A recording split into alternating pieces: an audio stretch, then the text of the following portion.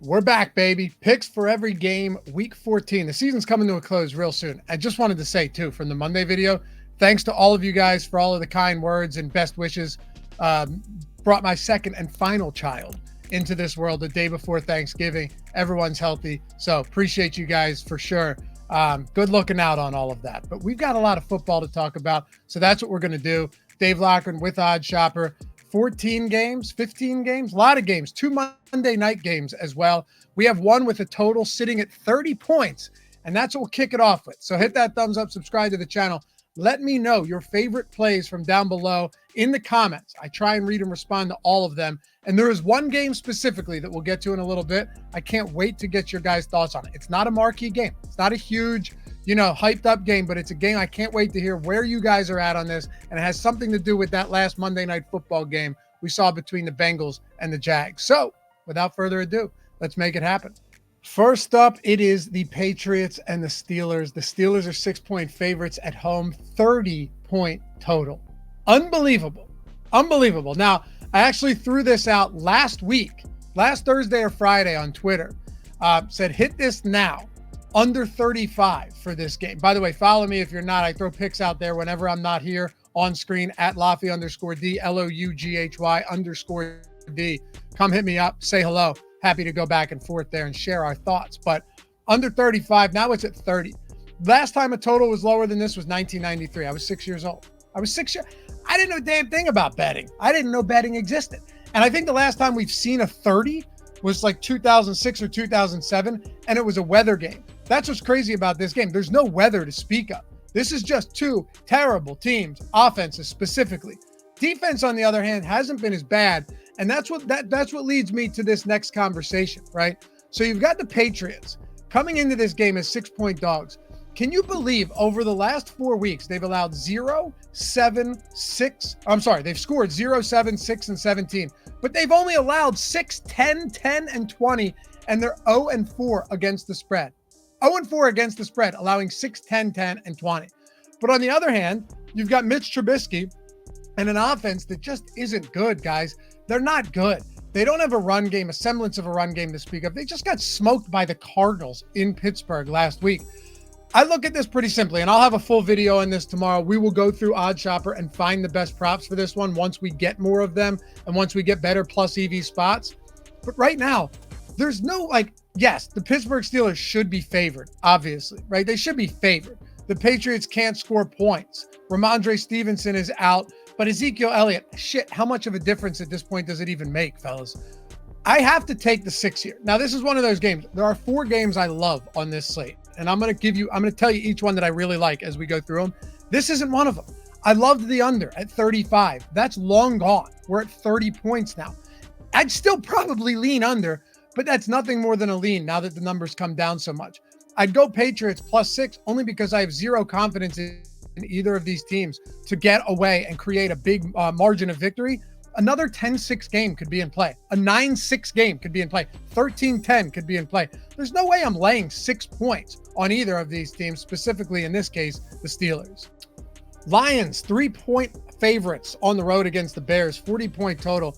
This is a really interesting game for a couple of reasons. If you're just looking at this on the surface, you may have some differing thoughts, like 40.5-point total. That seems maybe kind of low. 3-point spread, maybe not enough. But then you look at the weather in this game, right? Go ahead and pull the weather up. Right now you're talking 40 degrees, whatever. That's fine. But it's an outdoor game. Jared Goff, not to say he's notoriously struggled in these spots, but he's definitely a better dome player, better warm weather player. Not only are we expected to have a lot of rain and 40-degree temperatures, but 20-mile-per-hour winds. Who does that benefit the most? A statuesque quarterback in Jared Goff or a guy in Justin Fields that can kill you with his legs? Remember last year, I think it was actually week 1, where the 49ers were huge favorites against the Bears, and the Bears ended up pulling out that win. Not the spread, not covering. They won outright. Remember, they were sliding on the field. You remember the slides on the field, like slip and slide style from the 50 to the 20? I'm not saying it's going to be identical, and the Lions certainly have a good run game, but I think the Bears in a spot like this, if you can get them at 3.5, that's a spot I absolutely love. But I think the Bears getting 3 points with Justin Fields back, fully healthy now. Remember, they had a 12-point lead against the Detroit Lions, who made a pretty heroic comeback late in last game a couple weeks ago against this same team. They played them close. I think they play them close at home, bad weather, lots of wind, rain. Give me the Bears +3. All right, so here's one of the spots I really love for a couple of reasons. And we're actually going to make a teaser play here, all right? So listen closely. But before we do that, I just want to share something with you guys that I'm really excited about. I mean, like legitimately excited about. Over at OddsShopper Premium, and I show you guys, I just kind of demo and feature it all the time on the screen when there's good plus EV bets. For those of you that aren't premium subs, I want to give them to you guys as well so you can share in the spoils. We just dropped the price to make it accessible to essentially anyone at this point. It's $1.60 a day at this point. Go check it out for yourselves. I promise you'll love it. If you don't know what it is, plus EV betting, market-based betting, where essentially OddsShopper is scanning the market in real time, second by second updates, and finding bets where the payouts are actually better than the chances of winning themselves. It's huge. We're finding the sharp sports books. We're finding the bad sports books, some of these retail sports books hanging bad lines, and we're picking them off one by one. Remember I mentioned that Pittsburgh Patriots game? Pulled from OddsShopper, under 35, dropped to 30. Did we get a little bit lucky with some injuries? Sure. But what about this? The other day I tweeted this out. Bet it now, pulled from OddsShopper, Cowboys, Eagles over 49.5. In some spots, it's already up to 53 points, and we're at Wednesday. It's still a lot of time to go. So if you want to check it out, not only have we dropped the price, but we've consolidated everything. So you're getting all of our expert picks on the page if you wanted to do something other than the plus EV betting, and our premium Discord, which has an awesome community, like-minded bettors such as yourself, looking to pounce on all the best opportunities. So if you think that's something you're interested in, I personally think you'll love it, whether you do a week or month. Links in the description and in chat. Come join the family, get in on this new price, and see your bankroll take off, put it that way. All right, so I love this spot. Ravens and the Rams. Ravens are 7-point favorites. Here's what I want to do, though. I'm not playing this straight. We're going to play a teaser, and I'm actually going to bump a Monday game up to now so I can tie them together for you guys. The Ravens are 7-point favorites, but I don't know if I want to lay that because McVay, remember earlier this season where I forget who he had. Was it the Niners? Who was it where McVay kicked the field goal as time expired to cover the spread, even though the game was meaningless? You remember? You know what I'm talking about? Guy plays till the final whistle. But Lamar Jackson's 18-1 against NFC opponents in his career. What an insane record that is. So my thinking was, all right, I don't know if I want to lay 7, but my God, I definitely want to try and take advantage of this in some way and get a bet down on it. So what I did was tease this at 6.5 points with the Miami Dolphins at 6.5 points. Now, if you want reduced juice on some of these, you could add a third team and make a 3-team teaser and get it down. But the Ravens against NFC opponents this year, at home, Seattle 37-3. On the road against Arizona, they didn't cover, but they won. They dropped 31 points, 31-24. Remember that Lions game, 38-6? They've crushed NFC teams. Also, this year, outside of, I think, like one game at home, they have been very dominant. Lamar Jackson, you get this inside of a point. If you tease it 6.5, you're getting it to 0.5. They just need to win by 1. And then the Dolphins. Now do this on DraftKings or anywhere you can get the Dolphins at 13, not 13.5, because we don't want it to land on 7. Get the Dolphins at 13, 6.5 point teaser drops it to 6.5 at home against the Tennessee Titans, who are without Simmons on the D-line, which is massive. That could be terrible. Dolphins, outside of that Raiders game, have crushed inferior teams at home, and the Titans still are a pass funnel defense. 2 spots I love. Tease them. Ravens, 6.5. Miami, 6.5 point teaser. Get them down to 0.5 and 6.5 points, respectively. Let's hit it. Texans are 6-point favorites against the Jets. I went back and forth on this one a lot, guys, because on one hand, it's like, yeah, the Jets have a good defense, but on the other hand, it's just been, I don't really know how to put it with this team anymore. And it looks like Zach Wilson, not Trevor Siemian, is going to be the starter. They dropped Tim Boyle. They got rid of him. Surprise. What a shock. But it's you're talking about a Jets team that even if the defense stands tall early on, they can't keep up across 60 minutes. And I know you've lost Tank Dell if you're the Houston Texans. Dalton Schultz, his status is still questionable. But CJ Stroud's been one of the best quarterbacks in the league this year. And eventually, it's a battle of attrition, I always say, with the Jets. Like, eventually they just wear down and they have nothing left in the tank because the offense is atrocious. Breece Hall can't get anything going. The run game has been ineffective at best. Despite how good Garrett Wilson is, it doesn't matter because you can't get anything to him downfield. So not a favorite play, but at this point, the Texans end up, winning by a touchdown even late in the game. Jets can't do enough to keep it competitive in the final quarter or so, and we lay the 6 points on the Texans. Panthers and the Saints, another game I quite like. And some of you may not love this, but because the Panthers have won one game this year, they're terrible. Despite firing Frank Wright, making some overhaul, it hasn't made a damn difference. Bryce Young so far is looking like a legitimate bust as the number 1 overall pick. It's bad, right? But you know what's even worse? Dennis Allen. I don't know. I've said it so many times that we've done this video. This is my 13th time because I missed one doing this video this season.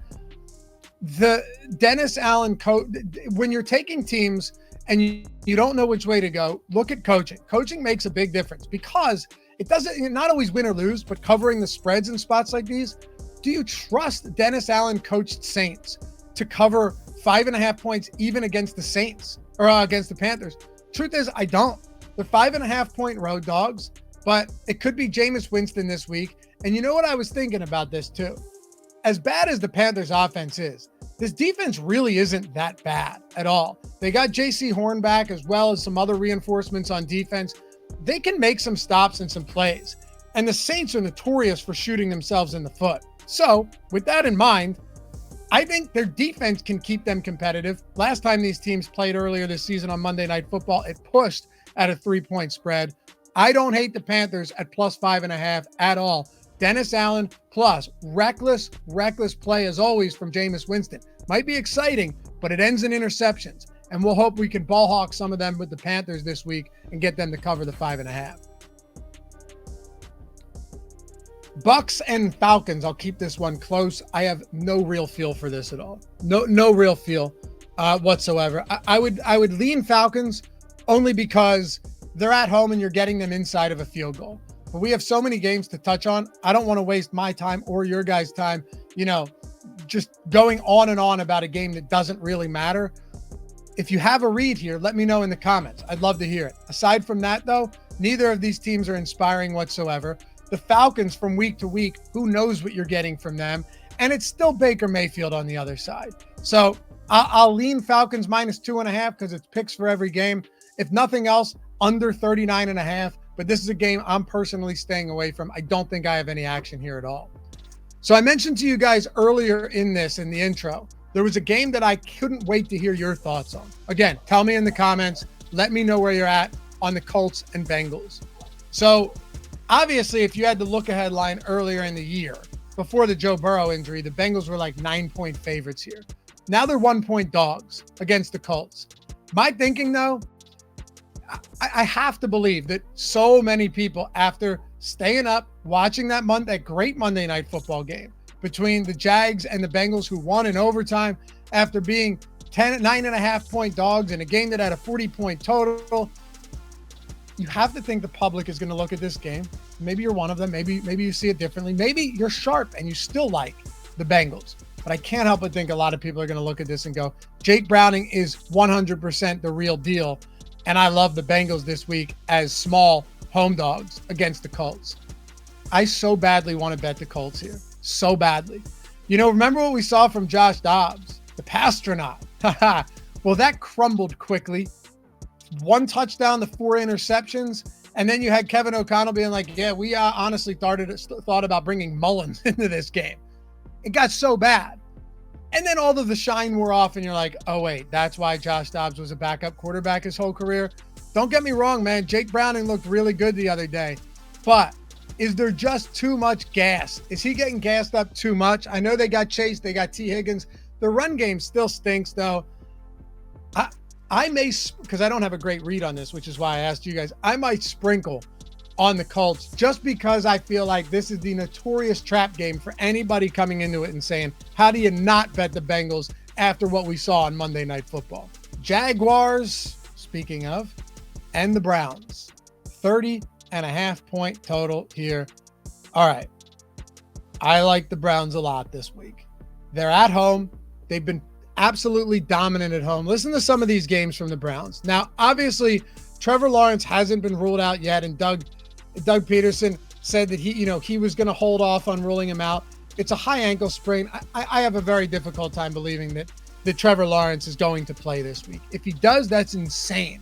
It's insane. And he's battled through some injuries. He's a tough quarterback for sure. We've seen it multiple times this year.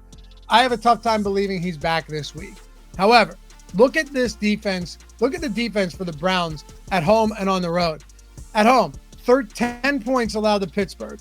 Blanked Clayton Tune and the Arizona Cardinals. They beat the San Francisco 49ers with Brock Purdy at the helm, 19-17. They held the Titans to 3 points. Cincinnati to 3 points earlier in the year. The only game that they got smoked at home was against Baltimore, that 28-3 game. And the Ravens are a great team. It was a divisional spot. On the road, though, they've given up some monster numbers. 36, 29, 31, 24, 38. Huge. 26. I mean, against Pittsburgh, that was all Pittsburgh defense. We remember that. But, it's probably going to be C.J. Beathard. Christian Kirk is out for an extended period of time.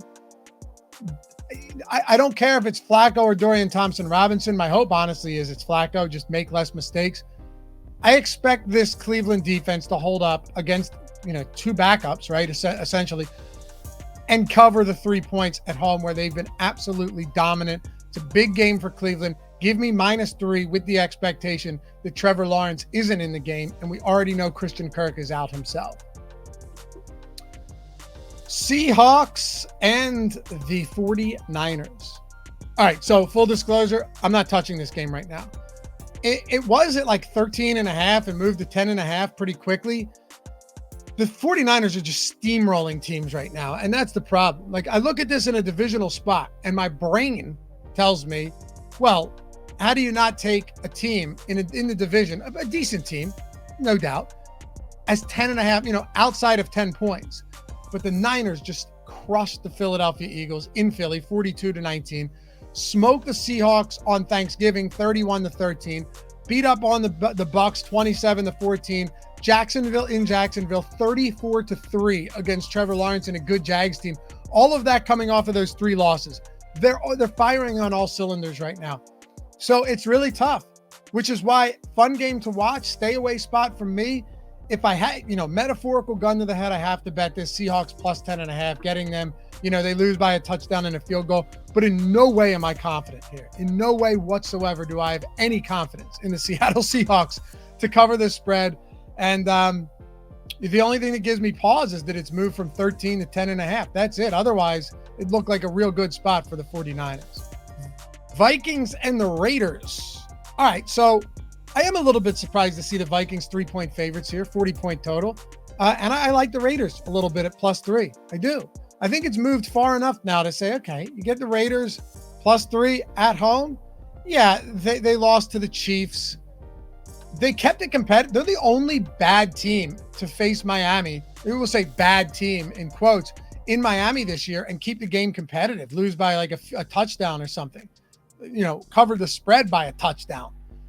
They're several points. They're the type of team where I don't have much confidence in them. I don't have much confidence in Aiden O'Connell to hold up against the blitz. But at the same time, you're getting 3 points at home against who? Like, yeah, Justin Jefferson's expected back. You still have to get Justin Jefferson the football, right? And that's one of the problems here. Whether it ends up being Joshua Dobbs, who's coming off just an absolutely atrocious game in primetime, or they go with Nick Mullins, they're still backup caliber quarterbacks. So yes, they could win this game, maybe, but I don't really want to take the Vikings on the road, on the West Coast against the Raiders with Joshua Dobbs or even Nick Mullins. I don't want to lay 3 points there. So I think I'd go Raiders +3 in this game, and we'll move on to the next one, which, man, maybe the game of the week. maybe the game of the week, Bills and Chiefs. Bills plus 2.5 at the Chiefs, 47-point total. I've gone back and forth on this one so much. And depending on who you listen to, what you read on Twitter, what trends you look at, a lot of that is going to point you towards the Kansas City Chiefs, right? Like Patrick Mahomes in November and December is fantastic. Patrick Mahomes coming off a loss at home is fantastic. All of that stuff. But I keep coming back to, yeah, I've been watching this Chiefs team though, right? Like all of that stuff is great. But we've been watching this Chiefs team, and you can make the same argument against the Bills, sure. But the Bills probably should have beat the Eagles. Jake Elliott, in horrible weather conditions, kicked a 59-yard field goal to take it to overtime. And then Gabe Davis and Josh Allen had a miscommunication on a wide-open opportunity in the end zone that would have won them that game. The Bills need this game. The Bills absolutely need this game. The Chiefs could lose this and still be fine in the AFC West. Not to say that they don't want it. Of course they do. And this is a huge rivalry, big marquee matchup. We've seen these teams face each other a ton in the postseason. But I think if I go anywhere, I would lean Bills money line at plus 110. It's a straight lean. I don't have a great feel for this game. I don't think a lot of people do. The obvious answer for the Chiefs is like, well, they just need to stop dropping passes. Yeah, but they dropped passes against the Packers. And I know the whole refs late in the game. Don't get me wrong, guys, I get it. But should it have been that close? Probably not. Against the Eagles, they probably should have beat the Eagles. But a ton of drop passes. MVS on a deep pass that would have been a touchdown. They just shoot themselves in the foot nonstop. And the Bills do still have a lot of offensive firepower. This is a must-win game here. So I'd go Bills money line at plus 110. Where are you guys at on this? Are you saying, you know what? It's the Chiefs inside of a field goal at home. You absolutely have to take them? Because I get that too. Let me know. Chiefs bounce back after losing 2 of their last 3 or 2 of their last 4, whatever it is. You guys tell me. But I think I'm going to sprinkle a bit on the Bills money line here at plus 110 on DraftKings. Broncos and the Chargers. Chargers are 3-point favorites. And this team is falling apart at the seams. The wheels are falling off the LA Chargers. No doubt about it. Which is why I'm taking the Broncos with 3 points, plus 3 on the road. Brandon Staley's not going to be here at the end of the season, okay? Like, he can cry all he wants at the podium and the post-game pressers. I don't think he's going to get any sympathy from ownership. Maybe not all of it's his fault. They have dealt with some injuries, but it's not good. And quite frankly, the Denver Broncos, even if they don't lose this or win this game, they just play games so close. I've been talking about it all season, coming off of that loss to Miami. Then there was one more game, and then you go, you know what? This defense doesn't look as bad as they're not as bad as they've looked. And then we found out there were a ton of communication issues, and they've dialed it up for sure. The offense hasn't been good, but they've clicked just enough. Listen to this for a second, right? Since they went on that 5-game win streak, and then it was snapped last week, listen to these wins, okay? 19-17 over Green Bay, 24-9 over Kansas City, 24-22 over Buffalo, 21-20 over Minnesota, 29-12 over Cleveland, and they lost to Houston 22-17, but had a shot late in that game, and Russell Wilson threw a horrible ball, got picked off in the end zone. They're playing super close games. They've won 5 of their last 6. They faced a tough team in Houston last week, a totally revitalized Houston team and fan base. I'm not, blaming them for losing. The Chargers, on the other hand, are just consistently finding ways to lose games, and they're terribly coached. Give me the Broncos at plus 3 here. Even if they lose, it's going to be competitive. Eagles and the Cowboys. Eagles 3-point dog. Pains me to talk about this team right now. Sure, you got Shaq Leonard. I don't even know if he plays this week, but the tackling last week, the coverage, everything was so bad. And man, in the first quarter, don't you hate when if you're a fan of a team and they put up on the broadcast the yards disparity? This team had 200 yards in the first quarter. This team had -7. Yeah, it's a 6-0 game. Who gives a shit, right? Like, yards don't mean anything if you can't get points out of it. And that ended up being the case now, didn't it? 42-19, whatever. Maybe it was even worse than that beatdown at the hands of the 49ers. Now you got to go to Dallas. Dallas probably should have beat the Eagles too, right? You want to talk about lucky teams. Eagles have gotten pretty lucky. Dallas probably should have. I think they outplayed the Eagles last time they faced each other. There are still some 3s out there. Pull it up on OddsShopper. There are still some 3s. If I can get Dallas -3 at home, I'm going to do so. Now, as I mentioned earlier in the week, I tweeted this out. It was Sunday night, and I I incessantly scan OddsShopper. I just constantly refresh. Jacob, you can pull up the plus EV bets to show them what I mean. I constantly scan it to see what the best bets are out there. Now, you have to have accounts on a bunch of sports books because the whole idea here is that you are picking them off on specific books, all of the best bets, all of the plus EV bets. And we have a bankroll tracker too, with a bankroll management algorithm that tells you exactly how much to bet on each of those bets. And I see this and it jumps off the page at me. Over 49.5. Slammed that, threw it up on Twitter like I said, immediately got steamed. By the time I woke up, I was seeing 52.5s, 53s out there. Even if a bet like that loses, I'll take that 100 times out of 100. The closing line value is why we do this. Again, link to OddsShopper in the description if you guys want to check it out. Jump in our Discord and get all of our expert picks from all the guys you love on OddsShopper. We got you. Less than $1.60 a day. But I got to go Cowboys at -3 if I can get them there. I just don't trust this Eagles defense right now. The tackling, the coverage, the middle of the field, the linebackers. And now is Jalen Hurts healthy? We don't know. I'm not out there like David Carr saying that he shouldn't be the starter and Marcus Mariota should. What an idiotic take that was. But I have less confidence in this Eagles team. The defense feels like a paper tiger. Hurts can't find guys downfield. Unless they overhaul and figure something out real quick, the Cowboys should win this game. And I think they cover the 3. Last up, Packers and the Giants. Packers 6.5-point road favorites, 37-point total. I think this will be another public spot where people pile on the Packers. I get it. Jordan Love coming off a nice game. I'll eat my words here a little bit too. When I said, all year that he's not good. Now, to be fair, it made us some money because he wasn't good for most of the season leading up into the last couple of weeks. He wasn't. He was objectively bad by almost any metric. But things can change. And I'm willing to say, hey, I could be very wrong about this. At the same time, though, I don't know if I want to lay 6.5 points on the Packers on the road, even against the Tommy DeVito-led New York Giants. 6.5 points is still a lot. And this Giants team against inferior, let's just say non-elite offenses, this defense for the Giants hasn't been bad. And they can get some pressure. I think they will get some pressure on Jordan Love, force him into some mistakes. Christian Watson's not going to play. It looks like Aaron Jones is going to be out. I'm not betting the Giants money line here, right? I'm not a true believer in Tommy DeVito, but I do like them at +6.5 on Monday Night Football. And finally, to close this out, what better way to do it than with the craziest trend of the year?